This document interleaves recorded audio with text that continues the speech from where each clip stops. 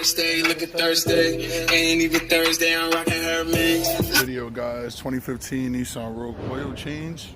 Very simple, one of the easiest cars I've done. Definitely do this yourself. Like I said, we're gonna just remove the right wheel.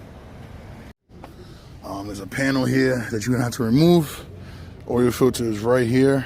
There's a 14-minute bolt right under. It's on the right side of the car. That's all you gotta do. You literally lift it up with a jack. You don't have to put it on the stands like I did. Take off the wheel.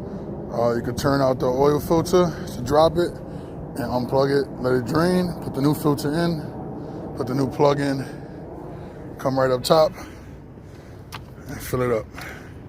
All right, and bought some Mobile 5W30, man. 5W30 for this one. All right, as you can see, the liquid is still draining, but it's pretty much done.